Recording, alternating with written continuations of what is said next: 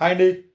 Welcome to our channel Shiva Reddy Pagadala. మామూలుగా ఎవరైనా ఎమ్మెల్యేలు ఎలా ఉంటారండి, జస్ట్ జనాల యొక్క మనసు ఎరిగి, వాళ్ళ కోరికలు ఎరిగి, మరి గొంతెమ్మ కోరికలు కాదు, మామూలు చిన్న చిన్న వాళ్ళ సమస్యలు ఎరిగి అవి సాల్వ్ చేసే మాదిరి ఉండాలి ఎమ్మెల్యే అనేది. కానీ ఇప్పుడున్న అధికార పార్టీ ఎమ్మెల్యేలు ఎలా ఉన్నారు, ఏదో ఎప్పటి నుంచో 2029కి ఏదో వ్యూహాలు వేస్తున్నారంట. ఓకే, ఆ వ్యూహాలు ఏంటో తెలుసుకునే ముందులా నేను మిమ్మల్ని అందరిని రిక్వెస్ట్ చేసేది ఏంటంటే, please do subscribe my channel and support me. Okay, ఇప్పుడు మ్యాటర్లోకి వెళ్తే, వీళ్ళు వాళ్ళ జనాలకి పనులు చేసి పెట్టకుండా, అంటే పాపం జనాల దగ్గర కూడా పెద్ద పెద్ద ఉండవండి. ఎప్పుడు కూడా రిక్వెస్ట్లు వాళ్ళ, అంటే ఇట్లా ఎమ్మెల్యేలను వేడుకునేది కానీ, కోరుకునేది కానీ, రాజకీయ నాయకుల నుంచి చేసే ఎక్స్పెక్టేషన్ కానీ, ఏవో కాలువలు, రోడ్లు, పెన్షన్లు, ఇట్లా ఇవే మెయిన్.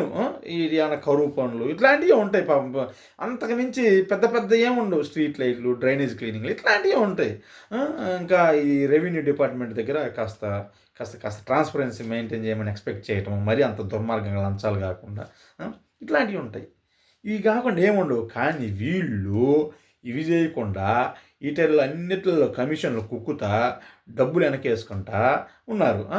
ఉంటే విపరీతంగా ఇవి చూడు, ఇసుకలో ఉన్నది ఫ్రీ అన్నది గవర్నమెంట్, కానీ కమిషన్లు పోతున్నాయి. బెల్ట్ షాపుల దగ్గర కమిషన్లు పోతూ ఉన్నాయి. ఇంకా రకరకాలు చూసుకుంటే ఏదన్నా కాంట్రాక్ట్ జాబులు కానీ, రెవెన్యూ డిపార్ట్మెంట్ల దగ్గర కానీ ఎవడ కమిషన్లు అడిగి పోతనే ఉన్నాయి. ఇది జరుగుతున్న వ్యవహారం. ఏందయ్యా అని పిలిపించి చంద్రబాబు నాయుడు గారు ఇట్లాంటి వాళ్ళని ఎప్పుడు చూడు సమీక్షలు చేస్తూ ఉంటారు. ఆయనకున్న అలవాటు అనమాట, సమీక్షలు చేస్తూ ఉంటారు. నీ పర్ఫార్మెన్స్ ఇట్టుంది, నీ పర్ఫార్మెన్స్ ఉంటుందని జిల్లాలు ఎమ్మెల్యేని పిలిపిస్తూ ఉంటారు. నీ ర్యాంక్ ఎట్టుంది, నీ ర్యాంక్ ఎట్టుంది అంటారు. వాళ్ళని హెచ్చరిస్తూ ఉంటారు, జాగ్రత్తగా ఉండాలి, మీరు మార్చుకోవాలి, మీకు మార్చుకోకపోతే తప్పదు, మీకు కష్టమైపోతుందని ఇట్లాంటివి చెప్తూనే ఉంటారు. సరే సార్ మేము మార్చుకున్నామంటూనే ఉంటారు. మళ్ళీ బయటికి రాగానే యథా తదా ప్రజ అన్నట్లుగా వాళ్ళు ఇష్టం వచ్చినట్టు వాళ్ళు మారుతారు. ఎందుకంటే ఏం చెప్పడం తప్ప పెద్ద చేసేది ఏమన్నది రా, వస్తారు ఏదో డొగడగడం ఎట్ట అంటాడు. అంతకుమించి పెద్ద చేసేది ఏముండదురా, ఏదో అడిగిపోయినప్పుడు మన చేతులు సరే సార్ అంటే సరిపోద్దిరా అని వాళ్ళు కూడా అలవాటు పడిపోయారనమాట. ఇట్లింది వాళ్ళ వ్యవహారం. జనాలు మెల్లగా వ్యతిరేకత అయితే ప్రగతా ఉన్నింది. అది ఒకటి. ఇది కాయిన్కి ఒకవైపు, కాయిన్కి రెండో వైపు ఎట్లుందంటే, అధికారులు, కాంట్రాక్టర్లు.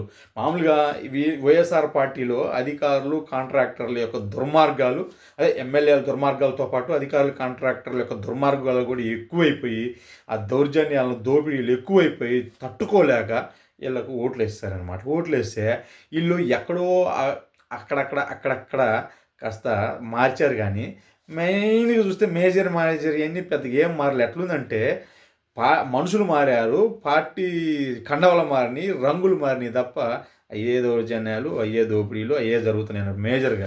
ఇట్లాంటిది ఒకటి చూసుకుంటే, ఈ సిరిడి సాయి ఎలక్ట్రికల్స్ అనేది ఒకటి చూసినా, ఇది ఒక ఎగ్జాంపుల్ అనమాట. ఇది ఎగ్జాంపుల్ వాళ్ళకి ఇచ్చిన కాంట్రాక్ట్లు అయితే వాళ్ళ మెగా ఒకటి, ఈ రెండు జస్ట్ ఎగ్జాంపుల్స్. అవి ఆ గవర్నమెంట్లో ఉన్నప్పుడు కాంట్రాక్టులు చేసినారు, ఈ గవర్నమెంట్లో ఉన్నప్పుడు కాంట్రాక్టులు చేసినారు. వీళ్ళు అపోజిషన్లో ఉన్నప్పుడు ఆ సిరిడి సాయి ఎలక్ట్రికల్స్ మీద చాలా చేసినారు అలిగేషన్స్. మరి ఇప్పుడు వచ్చింది ఏమో, వాళ్ళని మార్చలేదే, వాళ్ళు కంటిన్యూ చేస్తూనే ఉన్నారే. మెగా వాళ్ళని ఏం మార్చలేదే, వాళ్ళు కంటిన్యూ చేస్తూనే ఉన్నారే. ఇది ఇంకొక రెండో వైపు. నేను చెప్పేది ఏంటంటే, ఇప్పుడుండే ప్రభుత్వ పెద్దలకు, అయ్యా మీ దగ్గర కాంట్రాక్టులు చేస్తున్న వాళ్ళనైనా కానీ, మీ ఎమ్మెల్యేలైనా జస్ట్ ఏం అక్కర్లేదు, వాళ్ళ యొక్క లైఫ్ స్టైల్ చూడండి. బిఫోర్ వాళ్ళు అది ఎమ్మెల్యేలు అవ్వకముందు కానీ, ఇక ఇది అవ్వకముందు కానీ వాళ్ళ లైఫ్ స్టైల్ ఎలా ఉన్నాయి, వాళ్ళ వాడిని కార్లు ఎలా ఉన్నాయి, వాళ్ళ వ్యవహారం ఎట్లా ఉంది, ఇప్పుడు మినిమం వాళ్ళు ఆడుతున్న కార్లు ఎలా ఉన్నాయి, వాళ్ళ లైఫ్ స్టైల్ ఎలా ఉందో చూస్తే సరిపోద్ది. వాళ్ళు ఏ రకంగా దోసకు తింటున్నారు. మీరు పెద్దగా వాళ్ళ మీద డీప్ ఇన్వెస్టిగేషన్స్ కూడా వేయక్కర్లేదు. పై మెరుగులు చూస్తే చాలు.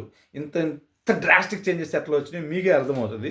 సో ఇదంతా ఎందుకు ఎమ్మెల్యేలను కానీ పిలిచి అడిగినామనుకో, సార్ మనం వ్యూహాలు ఇప్పటి నుంచే 2029 ఎలక్షన్స్కి వ్యూహాలు వేస్తున్నాం సార్, ఏ రకం గెలవటానికి అంటే, ఏ రకమైన వ్యూహాలు అంటే, దోసగా తిని డబ్బులు జాగ్రత్త పక్కన పెట్టుకొని ఎలక్షన్ అప్పుడు చల్లితే అవి పిచ్చి జనాలు ఓట్లు వేస్తారా అనుకుంటున్నారు. ఇదిగో మొన్న మీకంటే ఎక్కువే పెంచినారు వైఎస్ఆర్ పార్టీ వాళ్ళు. ఏమైంది, 11 సీట్లు వచ్చినాయి. కొంచెం ఒళ్ళు దగ్గర పెట్టుకొని ప్రవర్తిస్తే బాగుంటారు, లేకపోతే 11 కూడా రావు. ఓకేనా? Thank you so much.